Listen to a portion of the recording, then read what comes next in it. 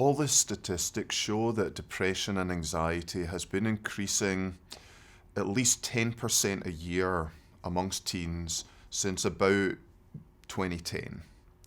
And in recent years, the curve is increasing. It's getting steeper. And therefore, a lot of people are asking, what's gone wrong here? And the church has got to ask these questions as well. I think if we look at the cultural changes, it comes down to, I think, first of all, pressure.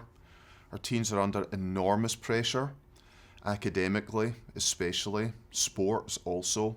So there's pressure from parents, school, colleges, sometimes peers, sometimes themselves, and that puts an incredible stress on the body and the mind.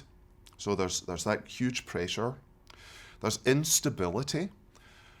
So our teens have been raised in a post 9/11 world. Wars, terrorism, bombings, school shootings, a lot of social instability, even our political institutions, very unstable and incredible tension, partisanship, sense of America coming apart. And that's, I think, in other countries as well. There's family instability, an awful lot of family breakdown. So that's another big part of this, instability. Thirdly, technology.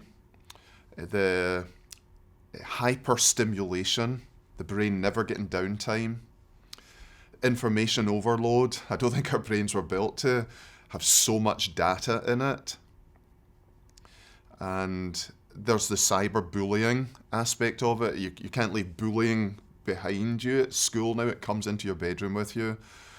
The comparisons in social media.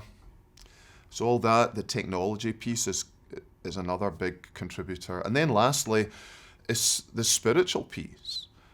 The lack of hope that many of our teens feel. They're guilty, they feel ashamed, they're worried, and yet they've got nothing to turn to.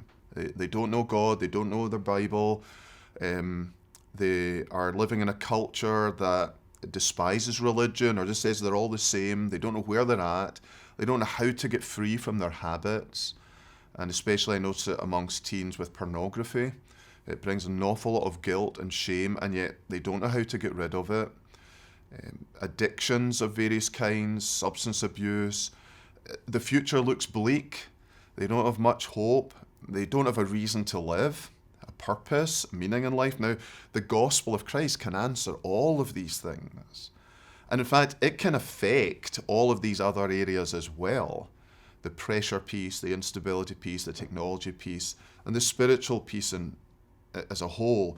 So I think that's where we want to start as a church. We want to start with addressing the spiritual needs, which will help in these other areas. But I think we can learn from the world, which is also worried about these areas, about how to help our teens cope better and therefore begin to bend this curve down again.